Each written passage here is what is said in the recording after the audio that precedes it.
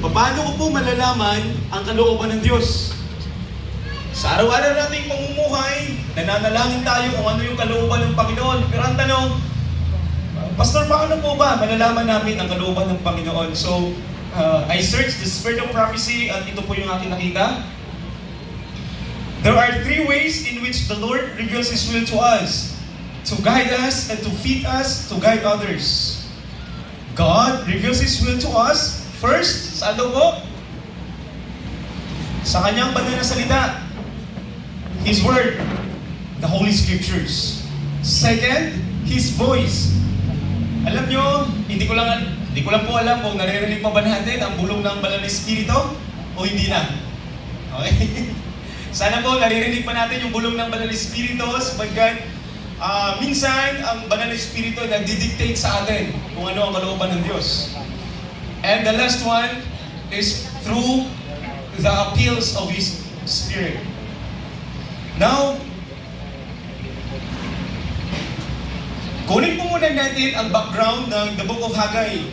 So yung pong The Book of Haggai, ang The Book of Haggai po ay may maganda po siyang background at mga sulat natin pong pag-aaralan. Haggai was the first of the prophets of the period of restoration. According to Ezra 5:1 and 6:4, Haggai was contemporary of Zechariah. At kung tama ang timeline ng kanila pong pagsukat ng oras, si Haggai po, nung time na ito, nang sinulat niya ang The Book of Haggai, ay at least 80 years old.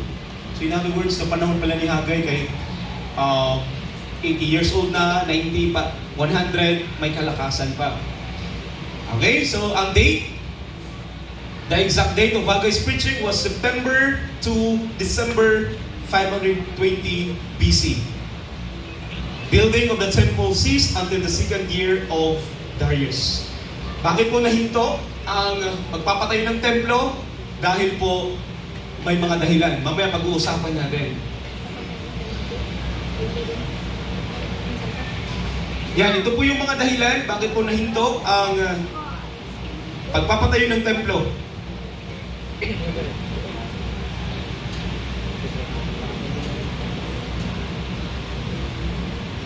Ayan, tulungan niyo po ako din. Bakit po mayroong nangyari na nahinto ang pagpapatayo ng templo? Ito po yung mga dahilan. Few of the reasons for the delay in rebuilding the temple: opposition of the Persian court by the Samaritans. Yung pong, by the way, ang background po nito, sila po yung mga na-captured ng Babylonians sa panahon ni Daniel. And God promised them na, sige lang, kahit na kayo'y makakaranas ng kapigatian sa ngayon, kayo ay aking iingatan sa Babylonia. Okay? So, God preserved their lives in Babylon. Kaya nga po, kung napapansin nyo, may mga leaders doon like Prophet Daniel, yung mga friends ni Daniel, sila Nehemiah, Zechariah, Zerubbabel, and the other leaders, their lives were preserved by God in the foreign land, in the Babylonian nation. So, nung ang Panginoon ay pinagpala na sila, at nangyari na natalo ang Babylonians ng Medo-Persia sa pamumuno ni King Cyrus at ni King Darius, sila po ay pinauwi na sa kanilang kanya-kanyang mga lugar. Unfortunately, pag-uwi nila sa kanilang lugar, yung iba umuwi sa Judah, yung iba umuwi sa Jerusalem.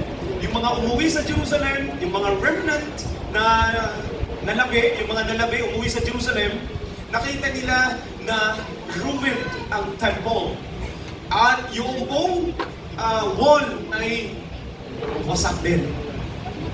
So nung nakita nila ang templo ng Diyos, sobra silang nalungkot.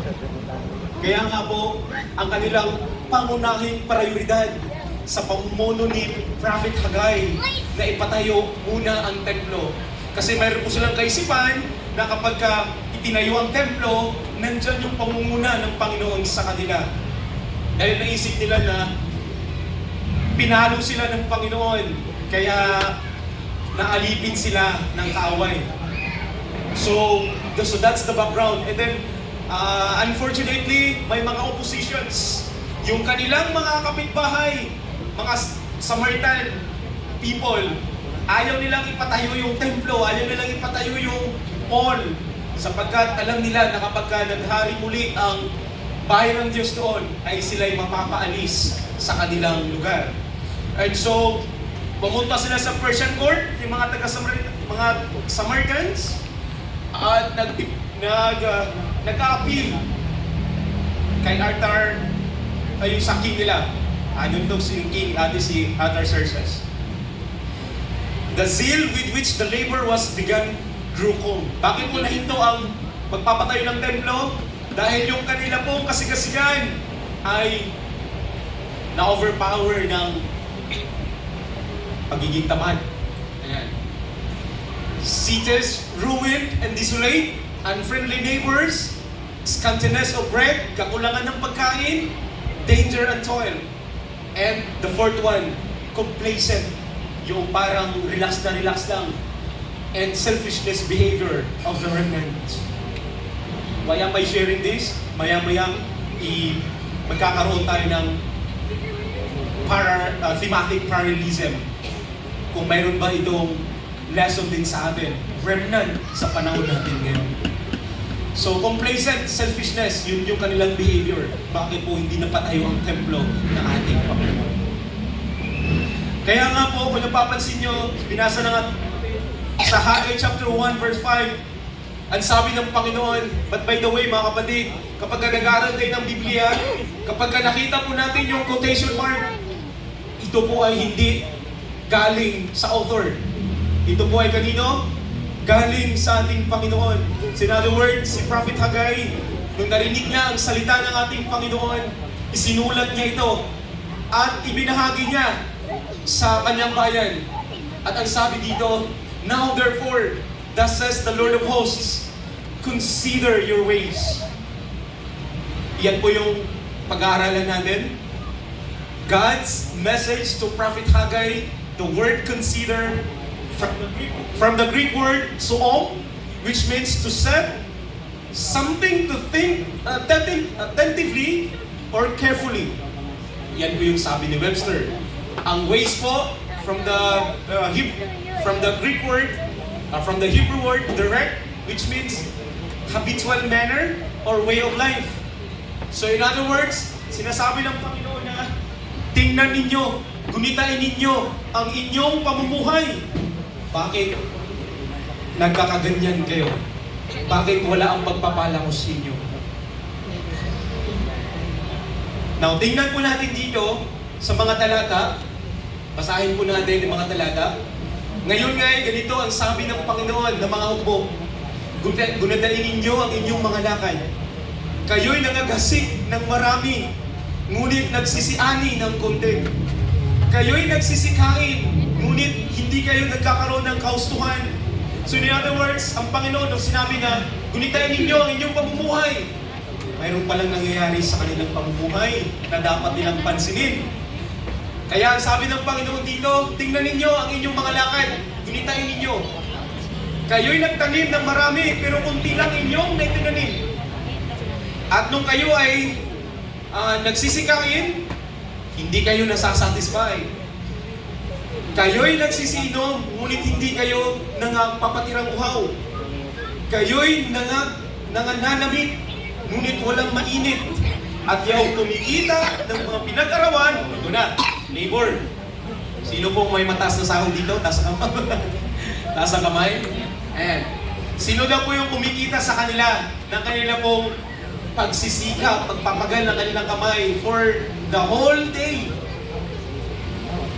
8 hours na pagtatrabaho. Tingnan niyo po dito ang sabi ng Panginoon.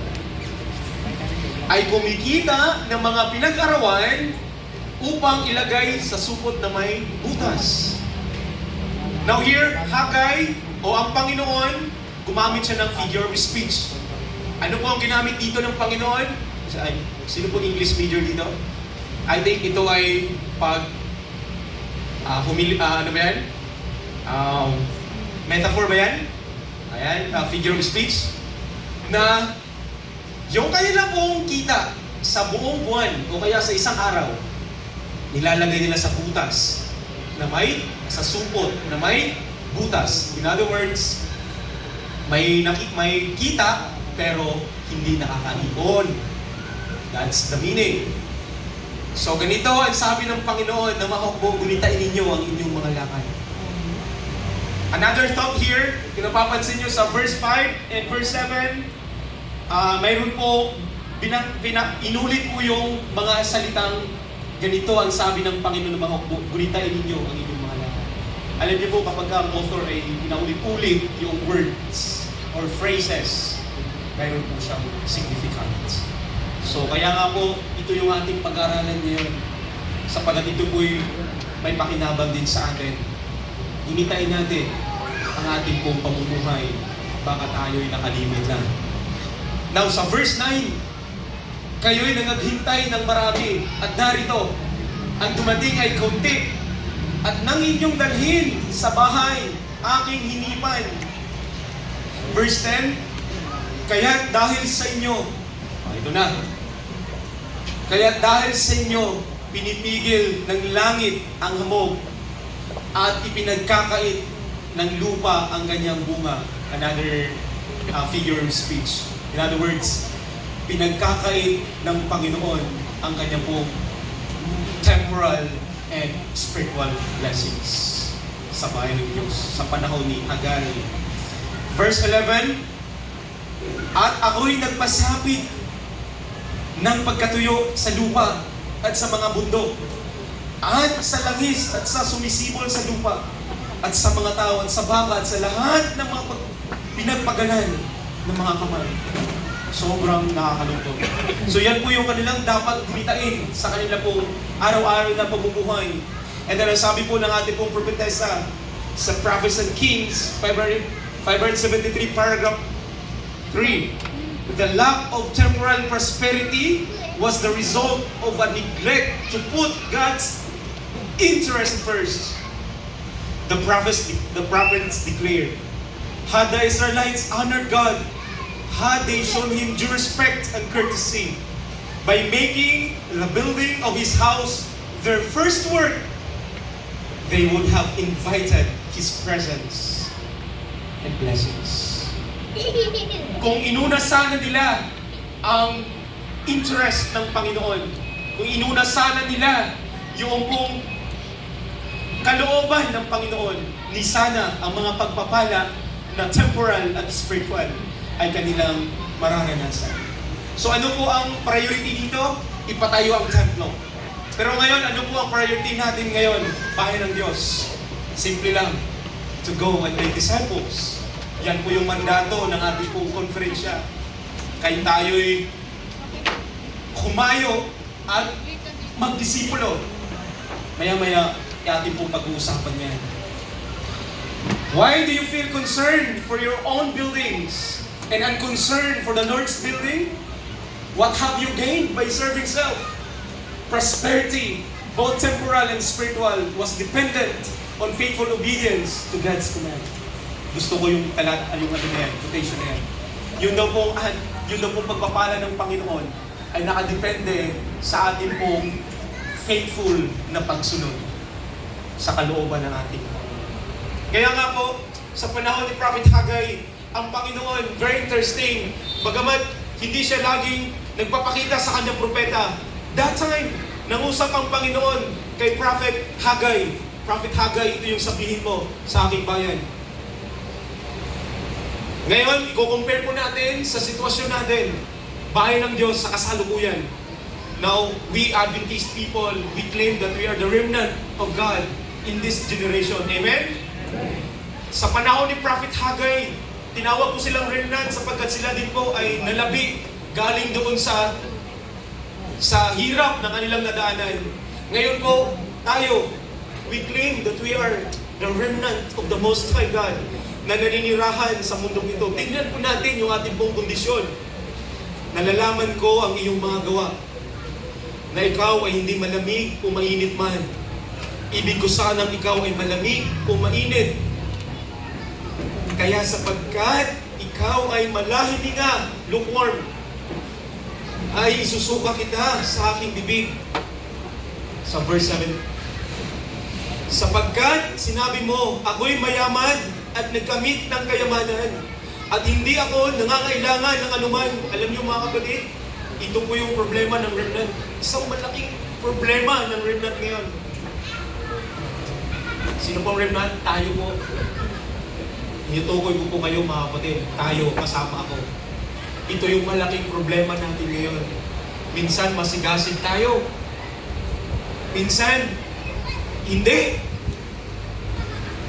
Minsan, yung pong pagpunta natin sa church para sambahin ng Panginoon, nagiging option natin. Ay, hindi muna ako sisimba ngayon kasi ano yung katawan ko.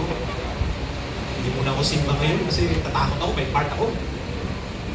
Hindi muna ako pupunta doon sa church sa afternoon kasi may ano sila.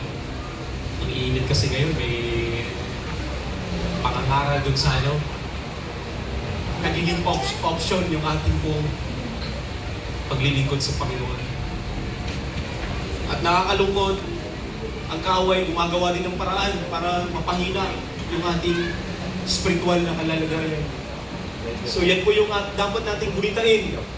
Hindi ko po alam ano yung nasusukat ba yung pananampalataya, yung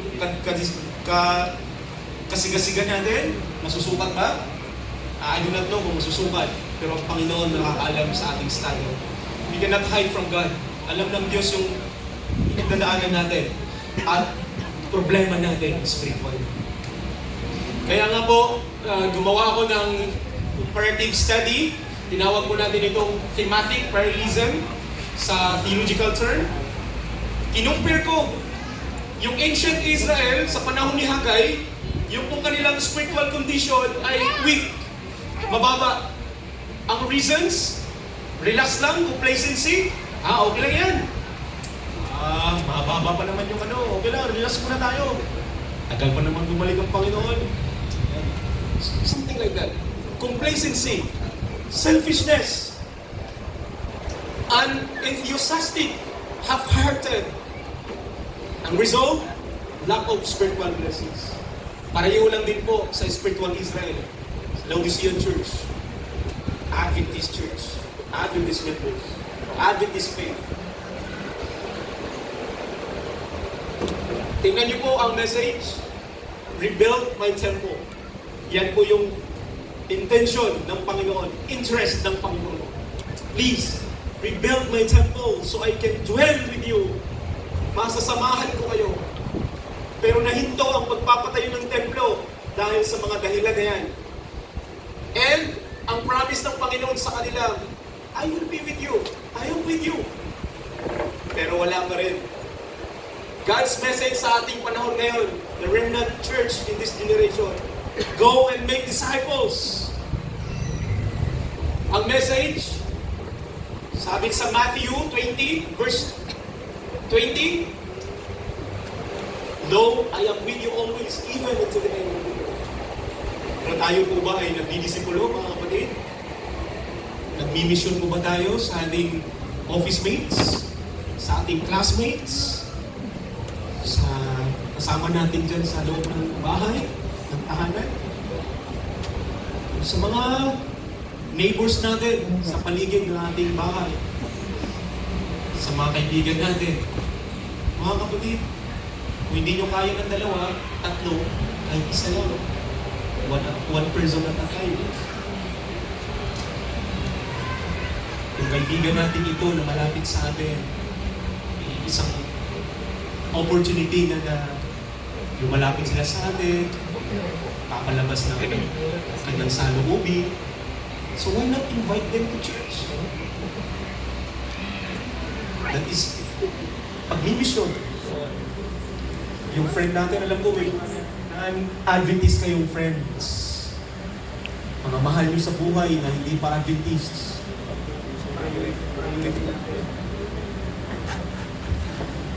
Malapit natin sila sa paanan ng ating Panginoon.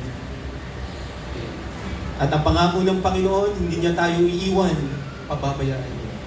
So meron po akong tatlong lessons dito na tatlo lang po ito, madaling ma-memorize. Sana po ay makonsider ninyo, makonsider natin lahat. The first, follow God's will. Ang sabi ng Panginoon, ang aking bahay ay nakahandusay na wasak, samantalang tumatakbo bawat isa sa inyo sa kanya-kanyang sariling bahay. In other words, yung bahay ng remnant sa panahon ni Hagay, sila na muna dyan. Unahin ko muna tong aking pamilya. Paano ko sila mabibigyan ng pagkain, mapoprovide ng pagkain. Sila na muna dyan sa pagpapatayo ng templo.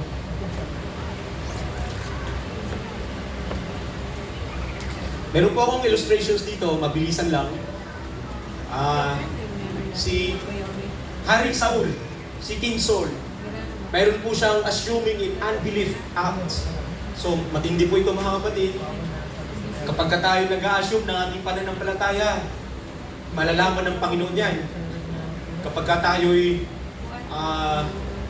nag-worship lang sa Kanya, nag-a-assume ng ating pananampalataya, naglilingkod, nag-a-assume na malakas yung faith natin, delikado po yan. Tingnan po natin ang nangyari dito sa Psalm chapters 13 and 14. Ang sabi ng Panginoon kay Prophet Samuel, palalahanan mo nga itong hari na ito. Akala niya siya na ang naghahari talaga sa bayang Israel. Tingnan natin kung yung kanyang pananampalataya ay nagpapasakop sa akin. Kung mayroon pa ba siyang respeto sa akin. So, ang ginawa ng Panginoon, binigyan ng mensahe si Prophet Samuel, at sinabihan itong hari na ito, si King Saul. At ang sabi ng Panginoon kay Prophet Daniel, utusan mo si King Saul na pumunta sa Gilgal. Dalhin ang kanyang mga 24,000 soldiers. Kasi ang kaaway ay nandoon sa Michmash, naka-encamp, na sobrang dami. They were ready to fight to my people. So, ang sabi ni Prophet Samuel, sige po, kakausapin ko. Nung kinausap niya ngayon, ang sabi ni Prophet Samuel, mahal na hari, ito yung utos ng Panginoon. Dalhin mo ang iyong kasundaluhan sa Gilgal. Mag-encamp kayo doon. Pero bago nyo salakayin ang kaaway, antayin mo muna ako. Magkakaroon muna tayo ng pagsamba, consecration service. So, sumunod naman. Pumunta sila doon sa Gilgal, dinala niya yung kanyang mga soldiers. At pagdating sa Gilgal, ang sabi ni Prophet Samuel, antayin mo ako sa ikapitong araw, darating ako dyan. Ako ang mag-officiate ng panambahan. Sa unang araw, okay pa. Pangalawang araw, okay pa. Pangatlong araw, kinakabahan na si King Saul. Dahil yung pag-atake ng kaaway ay imminent. Hindi nila alam kung kailan. Baka maya-maya, sasalakayin na sila. Wala pa ang propeta. Wala pa yung pagsambang consecration. Daw ngayon, 4 na araw. 5 araw, hindi na okay si King Saul. Pagdating na ika-6 na araw, sayang, 7 araw na sana. Ako'y naniniwala na yung 7 araw, siguro yun ay araw ng Sabat. Kasi magkakaroon sila ng pagsamba. Yun po ay opinion ko lamang. Wala po yun sa Biblia. Okay? Baka yun ay araw na ng Sabat. So, pagdating na ika-6 na araw, hindi na napigilan talaga. Talagang, yung faith ko ba natin ay subok na o hindi? Nakakalungkot nung tinest ang faith ni King Saul, lumalabas na si King Saul ay mayroong assuming faith. Nag-a-assume siya na kilala niya ang Diyos. Nag-a-assume siya na naglilingkod siya sa Diyos. Yung pala, dito sa puso niya, hindi. Malamig ang puso niya sa Panginoon sapagkat hindi siya sumusunod sa kalooban ng Panginoon. Another illustration, testing of faith, si Brother James, elder na po siya ngayon ng Baeza Church. Do not know kung alam niyo po yung church ng Baeza sa Caloocan. Doon po kami nag-serve for 2.5 years bago nalipat sa Las Piñas, sa Academy, at dito sa Pasay District. Nag-apply ng trabaho. Hindi niya tinanggap kasi may araw ng Sabat. Pipirmahan na sana yung contract. Pagtingin niya, may araw ng Sabat. Hindi niya kinuha yung magandang compensation na trabaho. And yet, nag-antay siya sa Panginoon. At nagpipray siya na sana mabigyan na siya ng trabaho sapagkat may plano siyang mag-asawa. Then nabigyan siya ng trabaho ng ating Panginoon. And then, ang aking pong wife, same experience. Pipirman, buong araw na nag-exam, nakapasa, hanggang sa interview, nakapasa. Pagpunta sa HR, tinignan, may Sabat. Hindi pinirmahan. After 4 months, tinawagan siya, binigyan siya ng magandang trabaho. May mga estudyante tayo na sinubok din yung pananampalataya. Hindi pumasok ng araw ng Sabado. Pero alam nyo ang naging result? Magna cum laude. Summa cum laude. Cum laude. Tested of faith. Darating ang panahon na i-test yung faith natin. Kung yung bang faith natin ay subok na. O sa Bisaya pa, paling-paling. Double standard. Dito tayo. Dito tayo. Walang firm foundation. Ang bilis ng oras. 3 minutes na lang. Second, believe God's word. Ano po yung una, mga kapatid? Follow God's way or follow God's will. Second, believe God's promises. Ang sabi dito ng Panginoon, ako'y sumasa inyo. Huwag kayong mag-alala. Sundin nyo lang yung aking kalooban. Ako ang magpapakain ng family mo. Ako magpapaaral ng mga anak mo. Ako ang magpapagaling ng karamdaman mo. Sumunod ka lang sa aking kalooban. Paglingkuran mo lang ako, sambahin mo lang ako. And then, ang sabi ng Panginoon dito, ayon sa salita ng aking itinipan sa inyo, nang kayo'y nagsilabas sa Ehipto, ang aking espiritu ay nananahan sa inyo. Huwag kayong mga takot. Yan yung sabi ng Panginoon. At sa verse 5, nagpatuloy ang Panginoon. Alam nyo, ang kulang dati, ang dahilan, bakit nahinto yung templo? Pagpapatay ng templo? Scantiness of bread, kakulangan ng pagkain. At tingnan nyo po dito, ang sabi ng Panginoon, this is how they comforted by God. Ang pilak ay akin. Ang disipulo ng Panginoon sa ngayong henerasyon, remnant, ang sabi ng Panginoon din dito, ako'y sumasa inyo hanggang sa katapusan ng sanlibutan. Unahin nyo lang pagmimisyon. Maglingkod kayo sa akin, magtapat kayo sa akin. I will provide everything. Providean ko kayo sa inyong mga pangangailangan. I like this quotation, no? Sinulat ni, I think, John Piper. Kilalang inspirational author. At sabi ni John Piper, if Christ abides in us, we see things differently. Naniniwala ba kayo dito, mga kapatid? Kapag daw ang Panginoon sumama sa atin, or ano bang Tagalog ng abides? Manatili, may iba pang term eh. If Christ abides in us, tumahan, kung ang Panginoon ay tumatahan sa ating buhay, in other words, nangunguna siya sa ating buhay, we see things differently. Okay? Iba yung ating pagkakita sa problema. Now, I'll give you an example. Si Prophet Haggai, nung nakita niya na malaki ang problema. Malaki naman talaga ang problema. Kung ano man ang problema mo, nakikita mong mabigat ngayon, kaya yan ng Panginoon. Amen? Sapagkat Luke 1:37, wala pong imposible sa Panginoon. King David, inutusan siya na dalhin yung mga pagkain ng kanyang mga kapatid doon sa battlefield. Pagdating niya doon sa battlefield, dala-dala yung pagkain, ang sabi niya sa kanyang mga kapatid, sino ba yung nagsigig yaw-yaw nga kuha niya, katao niya? Sino ba yung laging sumisigaw?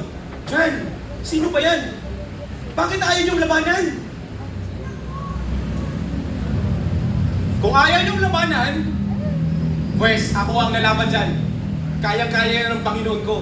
You see? Now remember, si Haring David dito, bago lang siya in-anoint ni Prophet Samuel.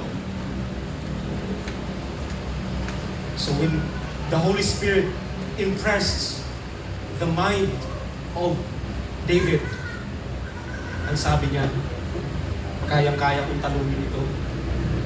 Malaking problema yun eh. Malaking problema. Giants na natatakot yung mga soldiers, pati yung hari, si King Saul, natatakot harapin. Yung giants na yun, yung problem na yun. Pero when David came, na empowered siya ng Holy Spirit, ang sabi niya, kayang-kaya mo itong labanan sa pangalan ng ating Panginoon. You know the rest of the story. Kaya mga kapatid, ako may na-observe ako sa mga Adventistang mananampalataya.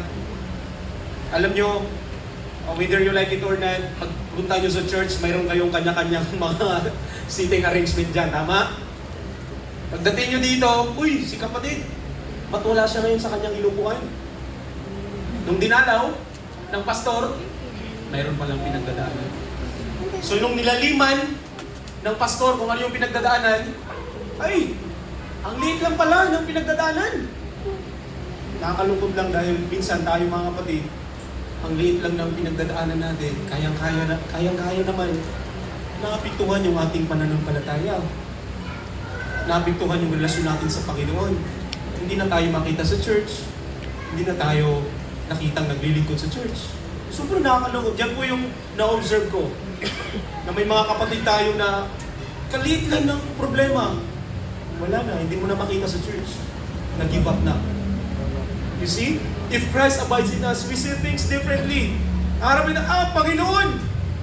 Problema ko ngayon sobrang laki. Pero kayang-kaya niyo po ito. Amen? Kayang-kaya niyo po ito sapagkat you are the God of possibilities.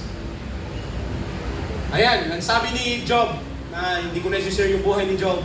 Si Job po ay nakaranas din ng matinding problema, karanasan, at tinest yung kanyang pananampalataya. Pero nung siya ay nung hindi niya tinalikuran ng Panginoon, ang sabi po dyan sa banal na kasulatan, sa later part ng the book of Job, dinoble ng Panginoon yung kanyang pagpapala. Hindi ko lang alam anong ginawa ng Panginoon sa kanya. Yung kanyang anak, ginawang 10 lang yun, ginawang 20. Yung kanyang mga ox, mga alagang hayop, dinoble ng Panginoon.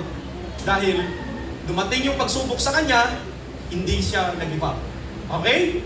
So ngayon, ang sabi ng Panginoon dito kay Job, matatalian mo ba ang pagkakaumpukan ng mga bituin sa Pleiade? O makakalagan ang tali ng mga bituin sa Orion?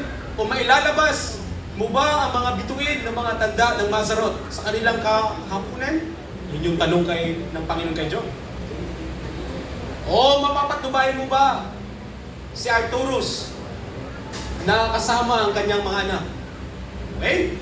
Now, tingnan natin, ayon sa pag-aaral, ano po itong Pleiade or Pleiades? Ito daw pong, sabi po ng mga nananaliksik, ang Pleiades po ay a group of stars na pareho sila ng orbit. Mayroon silang parehong speed, paggalaw, at may sariling orbit. So, ang sabi ng Panginoon kay Job, Job, i-observe mo nga yung Pleiades. Tingnan mo nga kung kaya mo bang kontrolin yan. So in other words, sabi ng Panginoon, yung Pleiades nga, kaya kong kontrolin. Buhay ko pa kaya? Di ko kayang buhay mo pa kaya? Di ko kayang kontrolin. Yung Pleiades po ay malakas yung speed nila, pero hindi sila nagkakaumpukan. Okay? May sarili silang orbit. Next, ano po itong Orion? Yung sinasabi ng Panginoon, makakalagay mo ba yung mga bituin sa Orion? Yan.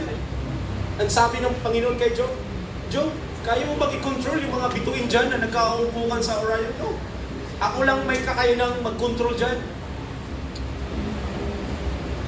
Mazzaroth, sa ating pong term ngayon, tinatawag po natin yan na constellations. Ang sabi ng Panginoon kay Job, mapipigilan mo ba yung constellations sa kanilang kapanahunan? Hindi. Lumalabas talaga yan sila sa kanilang kapanahunan. Di ba? Minsan nakikita natin yung sino pong master guide dito? Pathfinders, pinag-aaralan natin yan, yung mga constellations na yan. One of the honors ng master guide. Yan. And, ito, God is telling to Job, I am the one who controls them. I am the one who controls your life. Ako ang nagkocontrol ng lahat. Tingnan mo si Arcturus. Si Arcturus po ay nagpapakita sa ating kapanahunan.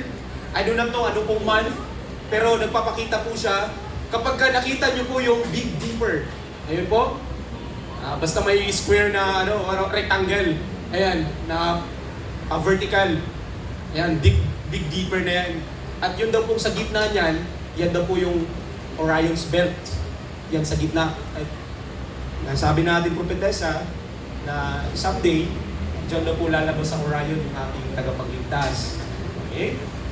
Now ngayon, tingin lang po kayo doon sa bandang baba, makikita niyo po si Arcturus. Nayon po sa pag-aaral, si Arcturus po ay sobrang laking araw. Tingnan niyo po yung araw natin, no? I-compare niyo po dyan. Sobrang liit. Pero yung pong kanyang sikat ay hindi po nakakarating sa atin. Sinukat po nila, yung daw pong yung gap, di ba? Dito si Arcturus. Dito yung ating solar system. Dito yung ating araw. Yung kanyang sinag po ay hanggang dito lang. So may gap. So, kinalculate nila yung gap. Yun daw po ay 22 years. Ayan, 22 years yung kanyang sukat. I don't know kung paano nila sinukat. So in other words, kung ako ay 1 year old ngayon, hanggang ako ay naging 22 years old, dyan daw po yung sukat na yung haba ng length of time na yung gap. No? Yung gap. But anyways, ang point ko po dyan, ang sabi ng Panginoon, kaya mo bang i-control si Arcturus? Meron po siyang sariling orbit. Hindi mo kayang kontrolin yan. Pero ako, kaya kong kontrolin yan. Buhay mo pa kaya? Hindi ko kayang kontrolin. Amen, mga kapatid? Yung bang problema mo na sobrang kaliit-liit? Yung problema mo, nag-worry ka na, na-stress ka na, hindi ka na makatulog. Yung eye bag, lumalaki na, umiitim na yung mata mo. Iniwalayan ka, tapos hindi ka na makita sa church. Malaking problema, ang dami pang lalaki dyan, kapatid. Hoy, kapatid ko. Walang personalan. Hoy, hindi ako nagano ng pangalan na. Sa matamaan lang. Ay, yan din po yung naranasan ko. Yung broken ako. Gusto ko nang pumunta sa Thailand. Alayo lang. Pero, kinausap ako ng elder ko. Ang sabi ng elder ko, kasi nag-pray ako sa Panginoon. Panginoon, kung ito pong tatlong bagay na gagawin ay maging smooth, okay? So ito po yung kalooban niyo. Sa una pa lang, wala na. Hinadlangan ako ng Panginoon kasi hindi kalooban ng Panginoon na maging teacher na ako dun sa Thailand. So may plano siya sa akin dito. Yung elder ko, kinausap ko, bago ako, pag naging okay yung elder ko, sinyalis na yun okay. Pangalawa, kausapin ko yung senior pastor ko, then ang CLC. Kapag naging smooth yan, kalooban ng Panginoon sa Thailand ako mag-missionary. Pero dito pa lang sa elder ko, sinabihan ako na, yan ba yung problema mo? Kaliit lang ng problema mo. Alam mo, pinaaral ka sa Mountain View College ng Panginoon sa loob ng 9 years para kami ay pangalagaan. Maging pastor ka ng kanyang flock. Maging shepherd ka ng kanyang flock. Pero babae lang, sumuko ka na agad. Hindi ako makapagsalita kasi kapag nagsalita ako noon, nakayuko lang ako noon. Sobrang ako nahiya. Kasi kapag magsasalita ako noon, iiyak ako noon. Sabi ko, tawarin niyo po, Panginoon. So nahimasmasan ako doon. Oo nga naman pala. Sabi ko, ang daming babae. 12:1 na ngayon eh. Di ba? Isang lalaki, 12 na babae. Sabi ko, ipapadala ang Panginoon na babae para sa akin. Baka yun ay hindi talaga kami. Kaya after 3 months, pinadala yung asawa ko ngayon. Ha? Huwag kayong sumuko. Huwag kayong mag-give up. Paglilingkod. Panginoon, ang tanda ko na. Nasaan na ba yung matagal ko na pinag-pray? Ay, maghanap ka kapatid. Faith that works. Nagpipray ka, pero hindi ka man naghahanap. Ang sabi ng Panginoon, lagi kong naririnig sa mga sermon ng mga Bisayang pastor. Lihok tao kay tabangan. Lihok tao kay tabangan sa Ginoo.